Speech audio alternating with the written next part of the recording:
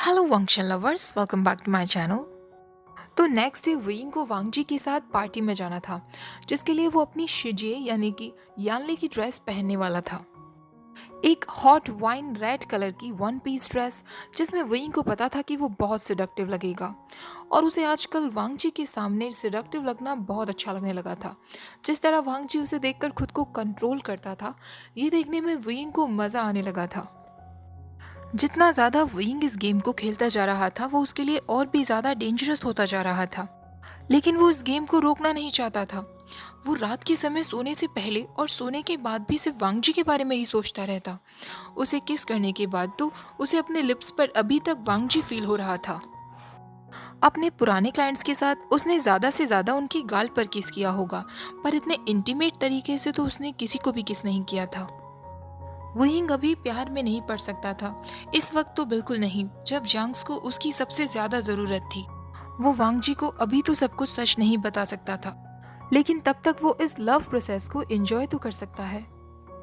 Yanli वहींग को party में जाने के लिए रेडी कर रही थी। उसके बाल बनाती है और अपनी ड्रेस को उसकी बॉडी के अकॉर्डिंग ऑल्टर करती है, और वो उससे कह रही थी, लान वांगजी को मेरी तरफ से थैंक्स जरूर कह देना। उसने 5 ड्रेसेस मेरे लिए खरीदी, 5 स्वेटर्स यंगचा के लिए। क्या तुम उस पुअर लांग वांगजी को बैंकरप्ट करने का सोच रहे हो वेइंग? वहींग कहता है, मेरी कोई गलती नहीं है शिजिए, उसने ही मुझे पहले से ऑफर किया था। और आप उसे बिल्कुल भी बेचारा मत समझो। जब से वो अमेरिका से वापस आया है ना, वो बिल्कुल बदल गया है। वो पहले जैसा नहीं है। जो कुछ वो मुझसे ले रहा है ना, उसके बदले में ये कपड़े तो कुछ भी नहीं है। यानली कहती है, आशिन, वो तुमसे कुछ ऐसा तो नहीं करवा रहा ना जो तुम नहीं करना चाहते? वुयिंग को वांगजी के साथ किया हुआ वो हॉट किसिंग सीन याद आता है, लेकिन वो सोचता है वो अभी शिजे को इस बारे में कुछ नहीं बताएगा। और वो यानली से कहता है, ऐसा कुछ नहीं है शिजे, मैं खुद को प्रोटेक्ट कर सकता हूँ। यानली भी मुस्कुराते हुए कहती है, मुझे भी लान वांगजी पे पूरा विश्वास है, वो कुछ भी तुम्हारे साथ गलत नहीं करेगा। तो वुयिंग उससे कहता है, आपको उस पर उतना ट्रस्ट क्यों है? यानली कहती है, शिशियन, तुम अभी 3 साल के हो, तुम नहीं समझोगे। अब वही कहता है, शिजे, आप लैंड्स के बारे में क्या सोचती हैं? क्या वो लोग अच्छे इंसान हैं? यानली कहती है, हाँ, वो लोग रेप्यूटेटेड हैं, उनकी हर जगह रेस्पेक्ट होती है। तो वही कहता है, लेकिन आप भी तो उनसे नफरत करती होंगी ना? वो भी तो उन सब में शामिल हैं जिन्होंने हमें बीच रास्ते में छोड़ दिया था, जैसे कि लैंस और वो जिन जुशन भी। जिन जुशन सुनते ही यानली एकदम फ्रीज हो जाती है। वहीं को सब कुछ याद आता है और वो उससे कहता है, मुझे माफ़ कर दो शिजे, मुझे उसका नाम नहीं लेना चाहिए था। यानली कहती है, आशिन, मुझे पता है कि तुम्हें लगता है इन सब ने हमारे साथ गलत किया, लेकिन सच तो ये है कि हमें किसी पर डिपेंडेंट नहीं रहना चाहिए। हम तीनों साथ साथ हैं, एक दूसरे को सपोर्ट कर रहे हैं। मेरे लिए यही बहुत बड़ी ब्लेसिंग्स है। तभी जिंगचा अंदर से चिल्लाते हुए कहता है, आशिन, अपना फ़ोन पिक करो, इतनी देर से तुम्हें मैसेजेस आ रहे हैं। वो यिंग चेक करता है तो उसमें वांगजी का मैसेज था, जिसमें लिखा था, 7 बजे मेरा ड्राइवर तुम्हें पिक करने के लिए आएगा। जिंगचा वुयिंग से कहता है, अगर पार्टी में तुम्हें अजीब लगे तो तुम वापस आ जाना। वुयिंग उससे कहता है, मुझे अजीब नहीं लगेगा, क्योंकि लंजा मेरे साथ होगा। वुयिंग जैसे ही अपने घर से बाहर निकलता है तो वांगजी का ड्राइवर ऑलरेडी अपनी कार के साथ वहां खड़ा हुआ था, और वो वुयिंग को पिक करता है। जैसे ही वुयिंग पार्टी में एंटर करता है, सबकी नजरें सिर्फ और सिर्फ उसी की तरफ थी। रेड ड्रेस में वो अलग ही दिख रहा था। और आखिरकार वांगजी की गोल्डन आइज वुयिंग की तरफ पड़ती हैं। वांगजी बिल्कुल भी देर नहीं करता, तुरंत वुयिंग के नज़दीक जाता है और उसे गले लगाते हुए कहता है, वुयिंग, फाइनली तुम आ गए। वांगजी ने ब्लैक कोट पहना हुआ था, जिसमें वो वुयिंग को बहुत डैशिंग लग रहा था, और इसके लिए वो बाद में उसे कॉम्प्लीमेंट भी देने वाला था। वहाँ सारे लैंस ब्लू या वाइट कोट में थे। लैन चुचैन ने भी वाइट कोट पहना हुआ था, लेकिन वांगजी ने ब्लैक पहना हुआ था। वुयिंग रेड में और वांगजी ब्लैक ड्रेस में, दोनों ही पार्टी में अलग ही दिख रहे थे। वांगजी ने पहली बार विंग को इतनी रिवीलिंग ड्रेस पहने हुए देखा था, जिसमें उसके फेयर लेग्स क्लियरली दिख रहे थे। विंग ने इस तरीके की ड्रेस 2 रीज़न की वजह से चूज़ की थी। पहले तो वो लैन चरैन को एम्बैरेसिंग फील करवाना चाहता था अपनी ऑफिशियल लैन इवेंट में, क्योंकि लैंस कभी भी ऐसी ड्रेस नहीं पहनते थे। दूसरा, उसने वांगजी की वजह से भी ये ड्रेस पहनी थी, क्योंकि उसे पता था कि विंग की ये साइड वांगजी को बहुत अच्छी लगेगी। लेकिन वांगजी तुरंत अपना ब्लैक कोट निकालता है और वुयिंग के शोल्डर्स पर डाल देता है, और उससे कहता है, फिर वही शॉर्ट ड्रेसेस वुयिंग, आज पूरी रात पार्टी में तुम मेरी जैकेट पहने रहोगे और इसे बिल्कुल नहीं निकालोगे। कोई भी तुम्हें इस तरह नहीं देख सकता।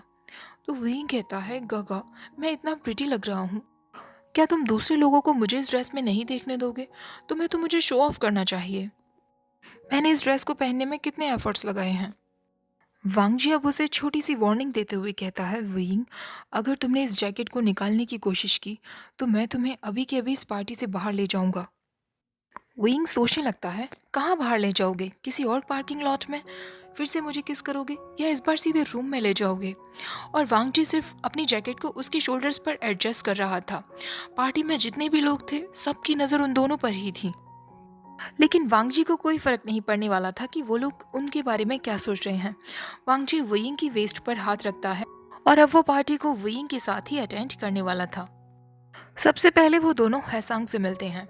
हैसांग वेइंग को देखकर कहता है, तुमने 3 दिन से मुझसे कोई बात नहीं की है वेवुशन, अचानक से तुम कहाँ गायब हो गए? और ये तुमने कैसी ड्रेस पहनी है? तुम भी ना। विंग उसका नाम लेता है ह्वेसांग, लेकिन तभी वांगजी उसकी वेस्ट पर पिंच कर देता है, जैसे उसे जेलसी हो रही थी कि विंग ह्वेसांग को इतना फ्रेंडली क्यों बुला रहा है।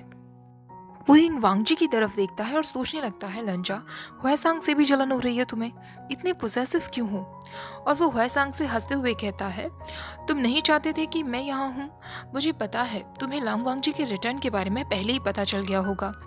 ह्वेसांग लांगवांग जी को वेलकम होम विश करता है और मन में सोचने लगता है, कैसा लगा मेरा वेलकम गिफ्ट लांगवांग जी। अब एक एक करके सारे बिजनेसमैन वांगजी और वेइंग से मिलने आने लगे थे, जिसमें जिन्स की फैमिली भी शामिल थी। जिन्स को देखकर वेइंग को बहुत गुस्सा तो आ रहा था, लेकिन वांगजी उसका हाथ पकड़ लेता है। 30 मिनट्स के बाद ही वेइंग को बहुत बोर फील होने लगा था। उसे ये पार्टी बहुत बोरिंग लग रही थी। वो वांगजी से कहता है, लंजा, मैं वॉशरूम यूज करके अभी आता हूँ। वांगजी अपनी पार्टी छोड़कर नहीं जा सकता था क्योंकि काफ़ी सारे गेस्ट उससे मिलने के लिए आ रहे थे। तो वो वेइंग से कह देता है, ठीक है, मैं तुम्हारा इंतज़ार करता हूँ, जल्दी आना। वेइंग वॉशरूम में जाता है, अपने फ़ोन को चेक करता है। उसके पास उसके प्रीवियस क्लाइंट्स के काफ़ी सारे मैसेजेस थे। वो सब उसके साथ नेक्स्ट डेट सेट करना चाहते थे। वेइंग उन सबको मैसेज कर देता है और उन्हें बता देता है कि किस दिन वो फ्री होगा और उनके साथ डेट पर चलेगा। मैसेज करते वक्त वो खुद से सोचता है, मुझे माफ़ कर देना लंजा, लेकिन अगर तुमने मुझे छोड़ दिया तो मेरे पास कोई और ऑप्शन नहीं रहेगा। मैं अपनी इस जॉब को नहीं छोड़ सकता। हुइंग ये सब सोच ही रहा था कि तभी उसे लगता है कि वॉशरूम में उसके साथ कोई और भी है। वो नज़र घुमाकर देखता है तो वहाँ और कोई नहीं, वेंचाओ था, जिसे देखकर हुइंग की आंखें गुस्से से लाल हो जाती हैं। वैंस मेन रीज़न थे जंग्स के डाउनफॉल का। विंग सोचने लगता है, लंजा को पता था कि मैं पार्टी में आने वाला हूँ, फिर भी उसने वैंस को भी यहाँ बुलाया है। वेंचा उससे कहता है, वेवुशन, आज रात तुम्हें यहाँ देखकर बहुत खुशी हुई। विंग सोचने लगता है, वेंचाओ ही एक रीज़न है जिस वजह से आज मुझे ये सब करना पड़ रहा। अंकल जियांग और आंट लापता हैं, हम लोग इस हालत में हैं। अगर हमारे साथ ये सब नहीं हुआ होता तो शायद आज मैं लंजा को प्रॉपर तरीके से रियल डेटिंग करता, उसे प्यार देता जो वो डिज़र्व करता है। लेकिन आज मेरे पास कुछ नहीं है। मैं वेंचाओ को जान से मार देना चाहता हूँ, लेकिन ये लंजा की पार्टी है जिसे मैं बर्बाद नहीं करना चाहता। लेकिन वेंचाओ को तो मुझे सबक सिखाना ही है। इसके लिए कुछ है जो मैं कर सकता हूँ, जिसमें अब मैं बहुत एक्सपर्ट हो चुका हूँ, फ्लर्ट। ऐसा सोचकर विंग वेंचाओ से कहता है, गगा, तुम्हें पार्टी में देखा ही नहीं। विंग को देखकर वेंचाओ की वो लस्टफुल आइज देखकर विंग सोचने लगता है, मुझे इससे नफरत है। आज तक इतने डिस्गस्टिंग इंसान से फ्लर्टिंग मैंने कभी नहीं की। वेंचाओ धीरे धीरे करके उसकी तरफ बढ़ने लगता है और उससे कहता है, मैं पार्टी में थोड़ा लेट आया था, लेकिन आते ही मेरी नज़र सबसे पहले तुम पर पड़ी। तुम इस ड्रेस में बहुत अच्छे लग रहे हो, वेवुशन। वेंचाओ विंग के बिल्कुल सामने खड़ा था। उसने विंग के चिन को पकड़ लिया था और उसकी तरफ ही देखे जा रहा था। विंग सोचने लगता है, जिस तरह ये मुझे देखता है वो लंजा से बिल्कुल अलग है। लंजा की नज़रों में मेरे लिए प्यार होता है, अफेक्शन होता है। तभी वेंचा उससे कहता है, तुमने आज मेरी फेवरेट कलर की ड्रेस पहनी है। लगता है जो अफवाहें मैंने तुम्हारे बारे में सुनी थी वो सच थी। तुम खुद को हर उस आदमी को बेचने के लिए तैयार हो जो तुम पर खर्च करेगा।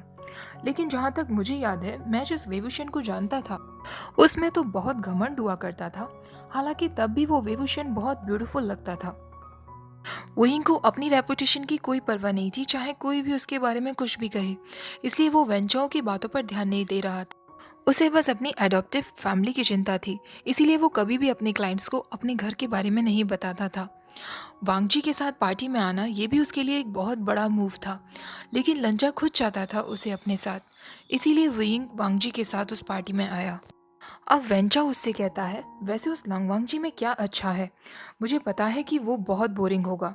अगर तुम किसी आदमी के साथ खेलना ही चाहते हो तो मुझे चूज करो, उससे कई गुना ज्यादा मैं तुम्हें ऑफर करूंगा, अगर तुम मुझे उसके बदले में अपना सब कुछ ऑफर करो तो। वहीं के वेंचाओ के शब्दों पर बहुत गुस्सा आ रहा था, लेकिन ये उसकी जॉब थी, लोगों को सिड्यूस करना और उनके ऐसे वर्ड सुनना। वहीं गुस्से कहता है, वेंचाओ क्या तुम बहुत ज़्यादा शेमलेस नहीं बन रहे हो? हम यहाँ लंजा की पार्टी में हैं और मैं उसके साथ आया हूँ, और मेरा ऑलरेडी तुम सब कुछ ले चुके हो और अब तुम्हें मेरी बॉडी भी चाहिए। क्या वेंस कभी सेटिस्फाइड नहीं हो सकते? वेइन का वो गुस्सा देखकर वेंचाओ उसकी तरफ बढ़ते हुए कहता है, यही वो विभूषण है जिसे मैं जानता था। अपनी इस एनर्जी को तब भी बनाए रखना जब हम दोनों साथ में बेड में हों। शायद मुझे अच्छा लगे और मैं तुम्हारी कंपनी का छोटा सा हिस्सा तुम्हें वापस कर दूं। ये सब सुनने के बाद वुयिंग की आंखों में तो जैसे गुस्से की आग जल रही थी, जैसे वो अभी वेंचाओ का मर्डर भी कर देगा, चाहे इसके लिए उसे जेल भी क्यों ना जाना पड़े। लेकिन तभी पीछे से एक आवाज आती है, वांगजी की आवाज, जो वुयिंग को बुला रहा था। और वुयिंग को समझ आ जाता है कि उसे आगे क्या करना है। वो अपने नेल्स वेंचाओ के फेस पर मारते हुए कहता है, प्लीज मत करो। वुयिंग जोर जोर से चिल्लाने लगता है, प्लीज कोई मेरी मदद करो, ये आदमी मेरा फायदा उठाना चाहता है। लावांगजी जैसे ही वॉशरूम में आता है वो विंग और वेंचाओ को देख लेता है। विंग की आंखों में आंसू थे। वांगजी ने जो जैकेट उसे पहनाई थी वो भी एक शोल्डर से हट गई थी। वेंचाओ को एक सेकंड के लिए समझ नहीं आ रहा था कि विंग ने अचानक से अपनी टोन क्यों बदली। वांगजी तुरंत विंग के पास जाता है, उसकी जैकेट ठीक करता है और वेंचाओ को उसके कॉलर से पकड़कर सीधा ग्राउंड पर पटक देता है। वांगजी की आंखों में गुस्से की आग थी और वो वेंचाओ से कहता है, तुम्हारी इतनी हिम्मत कि मेरी पार्टी में आकर मेरी ही विंग को टच करने की कोशिश की तुमने। वेंचाओ उससे कहता है, इस वेवुशन ने ही मुझे पहले से सिड्यूस किया था। जितना इनोसेंट तुम इसे समझते हो ना, ये उतना इनोसेंट है नहीं लांगवांगजी। तुम बहुत बेवकूफ हो अगर तुम ये सोचते हो कि ये सिर्फ तुम्हें ही डेटिंग कर रहा है। वांगजी उससे कहता है, अपना घटिया मुंह बंद रखो वेंचाओ। अगर खुद को जिंदा देखना चाहते हो तो मेरे विंग के बारे में एक शब्द मत कहना। मुझे तुम्हें यहाँ इनवाइट ही नहीं करना चाहिए था। वांगजी को अपने लिए इतना प्रोटेक्टिव होता देखकर विंग उसकी तरफ और अट्रैक्ट होता जा रहा था। वांगजी वेंचाओ को फिर कॉलर से उठाते हुए कहता है, अपना डिस्गस्टिंग फेस लेकर यहाँ से निकल जाओ। आज रात अगर तुम मेरे या विंग के आसपास भी नजर आए तो मैं तुम्हें छोड़ूंगा नहीं। वांगजी विंग की तरफ देखता है। विंग उसके पास जाकर कहता है, लंजा तुम मुझे ज़रूर पार्टी में मिस कर रहे थे ना, इसलिए तुम मुझे ढूंढते हुए यहाँ आए हो ना। लेकिन वांगजी उसे एक अनहैप्पी लुक देते हुए कहता है, विंग तुम मेरे साथ ऐसा कैसे कर सकते हो? तुम मुझे हमेशा रोकते हो, और यहाँ मेरी ही पार्टी में किसी और आदमी के साथ तुम वॉशरूम में थे। तुम क्या चाहते हो, मैं क्या सोचूं? विंग को वांगजी की आवाज़ से समझ नहीं आ रहा था कि वो अपसेट है या एंग्री है, और वो उससे कहता है, लंजा तुम्हें ज़रूर कोई मिसअंडरस्टैंडिंग हुई है, और मैंने कब तुम्हें रोकने की कोशिश की है? कल पार्किंग लॉट में जो तुम चाहो वो मैंने तुम्हें करने दिया था ना। वांगजी उससे कहता है, मैं उसकी बात नहीं कर रहा। मैंने जब तुम्हारी फैमिली से मिलने के लिए कहा तो तुमने मुझे मना कर दिया था। विंग को याद आता है कि जब वांगजी उसे घर छोड़ने के लिए आया था और वांगजी ने घर चलने के लिए कहा था तो विंग ने मना कर दिया था। विंग उससे कहता है, लंजा तुम उस बात को लेकर परेशान हो? उस दिन तो बहुत रात हो रही थी और मैं तुम्हें और ज़्यादा परेशान नहीं करना चाहता था, इसलिए मैंने तुम्हें आने से मना किया था। अब मैं समझा, तो इसीलिए तुमने अगले दिन मुझे कॉल नहीं किया था और मेरे टेक्स्ट का इंतजार कर रहे थे। वांगजी कहता है, हाँ, क्योंकि मैं अपना प्यार तुम पर थोपना नहीं चाहता था, क्योंकि मुझे पता नहीं था कि तुम मुझे लेकर सीरियस हो भी या नहीं। अब वो विंग के दोनों चीक्स को पकड़ते हुए कहता है, विंग मैं बस 5 मिनट के लिए तुमसे अलग था और यहाँ तुम किसी और के साथ थे। विंग तुमने इमेजिन भी नहीं किया होगा कि मैं तुम्हें लेकर क्या क्या सोचता हूँ, वो भी ऑल द टाइम। तुम मेरी फैंटेसी हो विंग। शादी के बाद जब तुम मेरी वाइफ बन जाओगे, मॉर्निंग सेक्स से हमारी शुरुआत हुआ करेगी। मैं जब वर्क पे जाया करूँगा तो तुम्हें लॉक करके जाया करूँगा, ताकि कोई और तुम्हें टच भी ना कर सके। मेरे वर्क से वापस आने के बाद हमारा दिन नाइट सेक्स के साथ ख़त्म हुआ करेगा। ये सब सुनकर विंग की आंखें खुली की खुली रह गई थी और वो वांगजी से कहता है, लंजा तुम्हारा दिमाग कितना डर्टी है, कब से तुम ये सब मेरे बारे में सोच रहे हो? लेकिन तब तक वांग जी ऑलरेडी एक हंग्री वैम्पायर की तरह उसकी नेक पर अटैक कर देता है, जैसे वो अपना मील खाने के लिए तैयार हो। वुयिंग भी अब कुछ और नहीं सोचना चाहता था। उसे सिर्फ एक लस्टफुल वांग जी दिख रहा था जिसके साथ वो समय बिताना चाहता था। और वो उसके कान में कहता है, मैं तुम्हारी प्रिटी वाइफ बनूंगा लंजा। सिर्फ और सिर्फ तुम मेरे साथ कुछ भी कर सकते हो और कोई भी नहीं। वुयिंग ने अपने लेग्स वांग जी की वेस्ट पर रैप कर लिए थे और उसके शर्ट के बटन को खोलने लगा था। वांग जी भी अब उसे वॉल पे पुश करते हुए किस करने लगा था। लेकिन फिर से लैन चैन उन दोनों को डिस्टर्ब करने के लिए वहां पहुंच जाता है और वांग जी से कहता है, वांग जी तुम्हें अपनी पार्टी को इस तरह छोड़कर नहीं आना चाहिए। शिचैन की आवाज़ से भी लैन वांग जी ने वुयिंग के चीक से अपना हाथ एक सेकंड के लिए भी नहीं हटाया था। वो जितना भी रेस्पेक्टफुली हो सकता था शिचैन की तरफ देखते हुए कहता है, ब्रदर हम अभी बिजी हैं। लैन शिचैन कहता है, वो मैं देख सकता हूँ वांग जी, लेकिन ये तुम्हारी पार्टी है और तुम्हें वहाँ होना चाहिए। तभी वांग जी कहता है, ब्रदर क्योंकि ये मेरी पार्टी है तो मुझे वही करना चाहिए ना जिससे मुझे खुशी मिलती है। लैन शिचैन फिर उससे कहता है, वांग जी अंकल तुम्हारा इंतज़ार कर रहे हैं, तुम्हें वहाँ चलना चाहिए, हमें उन्हें ज़्यादा इंतज़ार नहीं करवाना चाहिए। अंकल का नाम सुनकर फाइनली वांग जी वुयिंग को थोड़ा खुद से अलग करता है और उसके लिप्स पर किस करते हुए कहता है, हम बाद में कंटिन्यू करेंगे। वो वुयिंग का हाथ पकड़ के उसे बाहर ले जाने लगता है। तभी लैन शिचैन कहता है, अंकल तुमसे अकेले मिलना चाहते हैं, तुम अकेले जाओ, मैं वे वुशन को बाद में ले आऊँगा। वांग जी वुयिंग से कहता है, हम बाहर पार्टी में मिलते हैं। वांग जी के जाने के बाद लैन शिचैन वुयिंग से कहता है, वेवुशन इतनी जल्दी ये सब कुछ होगा मैंने नहीं सोचा था, तुम काफ़ी स्पीड से जा रहे हो। वुयिंग कहता है, शिचैनगा इसमें मेरी कोई गलती नहीं है, मैं सच में एक कमज़ोर विक्टिम हूँ आपके भाई का। वो ही लैन शिचैन कुछ समय बाद वुयिंग से कहता है, वेवुशन तुम्हें पता है ना मेरे भाई ने बचपन से तुम्हें प्यार किया है। वुयिंग कहता है, लंजा ने जब खुद मुझे बताया तब मुझे पता चला। अब लैन शिचैन उससे पूछता है, विभूषण क्या तुम्हें याद है जब वांग जी अमेरिका गया था तो उसके जाने से पहले तुमने उससे क्या कहा था। वुयिंग कहता है, शिचैन का मुझे बस इतना याद है कि मैं रोया था और मैंने क्या कहा था इस बारे में मुझे कुछ नहीं याद, पर क्या मुझे ये याद रखना चाहिए, क्या कुछ इम्पोर्टेंट मैंने कहा था। लैन शिचैन उससे कहता है, बहुत अजीब बात है, जब वांग जी गया था तो तुम बहुत रोए थे और तुम्हें याद नहीं कि तुमने क्या कहा था। वुयिंग कहता है, लंजा ने भी मुझसे इस बारे में कोई बात नहीं की, तो ज़्यादा कुछ इम्पोर्टेंट मैंने शायद नहीं कहा होगा। लैन शिचैन कुछ समय के लिए एकदम साइलेंट रह जाता है।